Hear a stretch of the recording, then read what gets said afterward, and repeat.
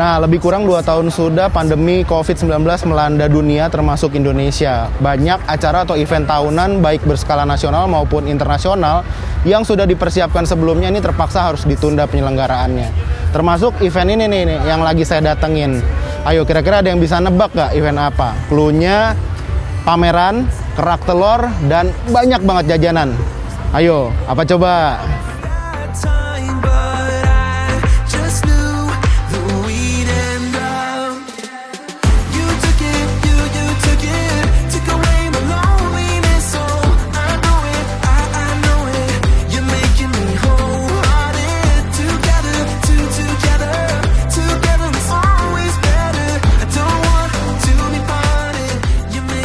Ya, inilah dia Jakarta Fair atau Pekan Raya Jakarta. Hajat tahunan yang kehadirannya selalu dinanti-nanti baik oleh warga DKI maupun luar DKI.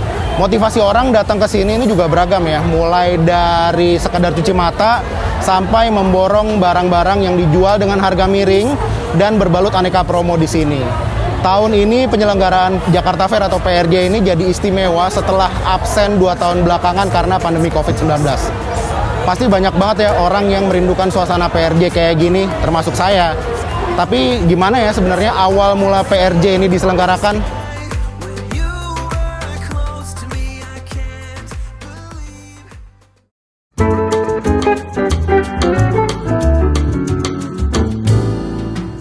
Pekan Raya Jakarta pertama kali digelar pada 5 Juni hingga 20 Juli 1968. Acara perdana ini dibuka langsung Presiden Soeharto dengan simbolis melepas burung merpati pos.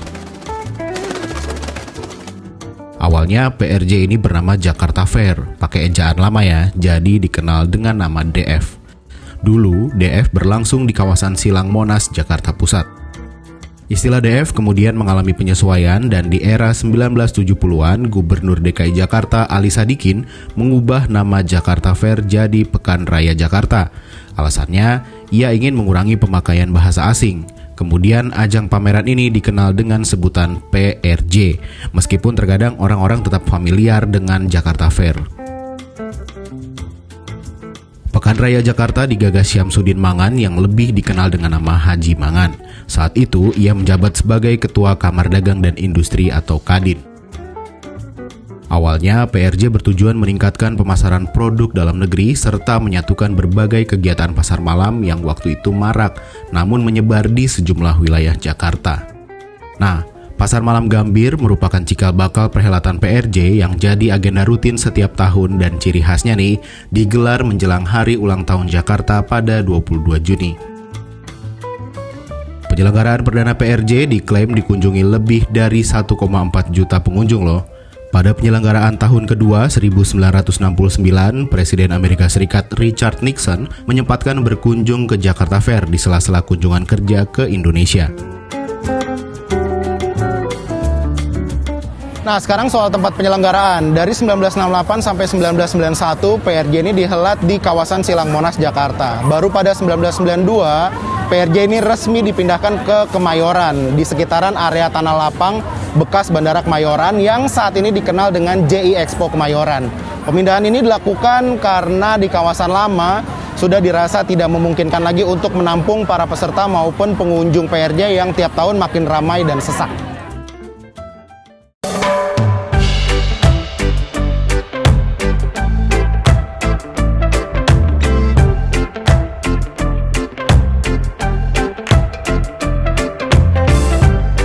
Siapa nih yang jalan mulu tapi nggak nembak-nembak?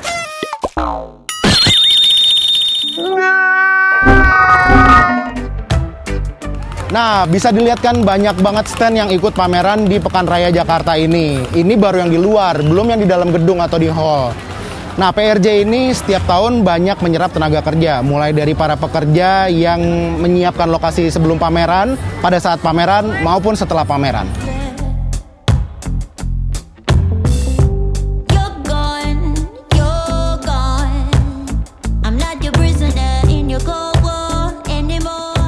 Setelah 2 tahun absen akibat pandemi COVID-19, PRJ tahun ini diharapkan dapat menyamai capaian tahun 2019. Tahun 2019, PRJ dikunjungi 6,8 juta pengunjung dengan nilai transaksi mencapai 7,5 triliun rupiah. Tahun Tahun ini selama 39 hari, pengunjung dan pelaku usaha dapat menikmati promosi multiproduk di lebih dari 1.000 stand milik 2.500 peserta, termasuk anjungan sejumlah provinsi. Di tahun 2022 ini, Marketing Director PT Jakarta International Expo, Ralf Schoenemann, menyebut PRJ dapat menyerap 30.000, 40.000, bahkan 50.000 tenaga kerja. Ralf mengatakan hal ini bisa jadi upaya mengurangi pengangguran di DKI Jakarta, walaupun pameran hanya berlangsung sekitar 1 bulan lebih. Antusiasme peserta pameran tahun ini bisa dibilang juga cukup tinggi, mulai dari UMKM hingga perusahaan besar. Pelaku usaha membuktikan omset dari PRJ ini tinggi, makanya mereka nggak ragu rutin ikut saben tahun. Peserta pameran berasal dari berbagai sektor industri seperti fashion dan garment, peralatan rumah tangga, furniture, kerajinan tangan, kosmetik, otomotif mobil dan sepeda motor, teknologi informasi, komputer, alat olahraga, dan masih banyak lagi. Nah, buat kamu yang berencana datang ke Pekan Raya Jakarta, ini ada satu hal yang perlu diwaspadai, terutama kalau pengunjung mulai membludak ya. Jaga keamanan diri sendiri itu jadi hal yang nggak bisa ditawar lagi. Pelaku kejahatan pasti ada aja yang memanfaatkan kesempatan kayak gini nih. Ya, yang paling sering sih itu, copet.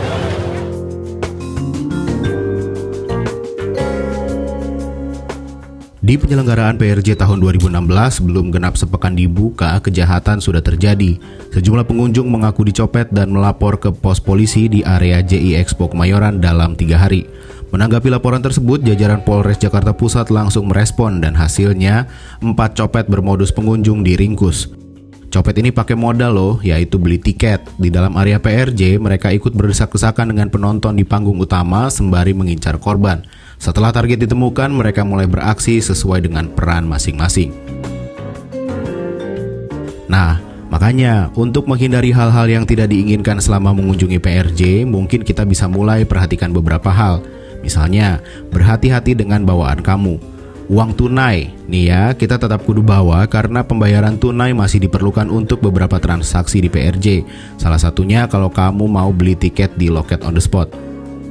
Nah, ini ada tapinya, kamu kudu baik-baik jaga uang yang kamu bawa ya, biar nggak pindah ke tangan yang nggak bertanggung jawab.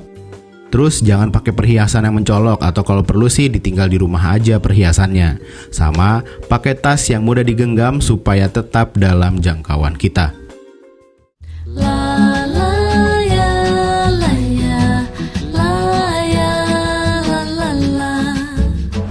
Ajang Pekan Raya Jakarta ini memang bisa jadi momen kebangkitan ekonomi, baik dari sektor yang skalanya kecil sampai berskala besar.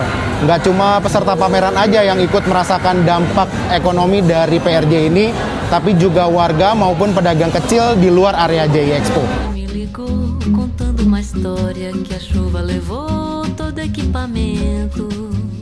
Pekan Raya Jakarta yang pertama kali diselenggarakan pada 1968 di kawasan Monas kini telah berkembang jadi acara pameran tahunan terbesar di Asia Tenggara.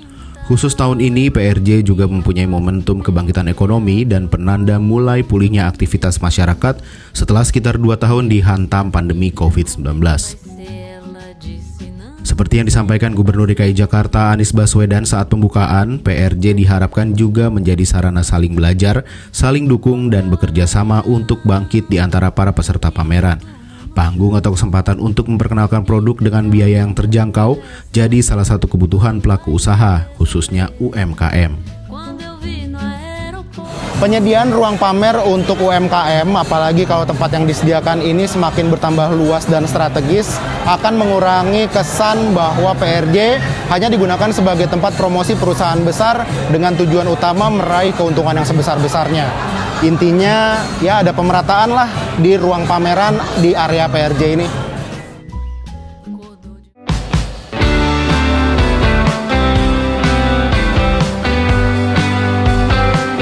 Nah, untuk ke PRJ ini banyak pilihan moda transportasi yang bisa kita gunakan, baik itu kendaraan pribadi maupun kendaraan umum. Apapun pilihan moda transportasinya, yang jelas pertimbangkan juga ya kondisi menuju gerbang masuknya. Macet karena antrian? Sudah pasti. Selain pakai kendaraan pribadi, salah satu yang bisa jadi pilihan ke PRJ adalah bis Transjakarta. PT Transjakarta membuka rute khusus selama PRJ 2022. Ada 4 rute baru yang disediakan untuk masyarakat yang ingin menuju lokasi penyelenggaraan PRJ di JI Expo, yaitu 1. Rute Monas JI Expo atau rute C2. 2. Rute PGC JI Expo atau rute PRJ 1. 3. Rute Kampung Melayu JI Expo atau rute PRJ 2. 4. Rute Pulau Gadung 1 JI Expo atau rute PRJ 3. Layanan ini akan beroperasi mulai pukul 15.00 sampai 22.00 waktu Indonesia Barat setiap hari kerja dan pukul 09.00 sampai 22.00 pada hari libur. Tapi ada tapinya nih, karena ketersediaan bis yang tidak banyak, pertimbangkan juga soal waktu tunggu bis dan antrean penumpangnya ya. Hampir bisa dipastikan setiap bis di sore hari pasti penumpangnya membludak. Nah, kalau mau menggunakan kendaraan pribadi seperti sepeda motor atau mobil sih ya boleh-boleh aja. Kekurangannya, kalau naik motor pasti sulit kalau misalnya kita bawa barang belanjaan yang cukup banyak. Nah, kalau naik mobil, lagi-lagi butuh kesabaran ekstra karena pasti akan terjebak di pintu masuk dan cari parkir pastinya. Kalau saya, pilihannya jatuh ke taksi online atau umum. Merogoh kocek lebih dalam, itu pasti. Setahun sekali, bolehlah.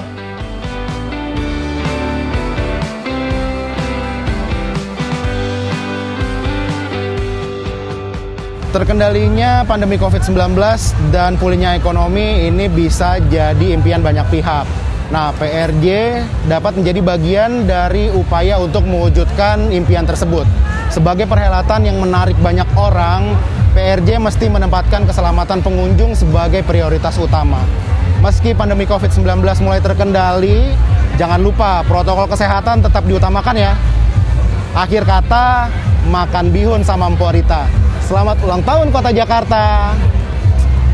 Satu lagi. Truk tronton masuk kota. Jangan lupa nonton Lensa Berita. Bye.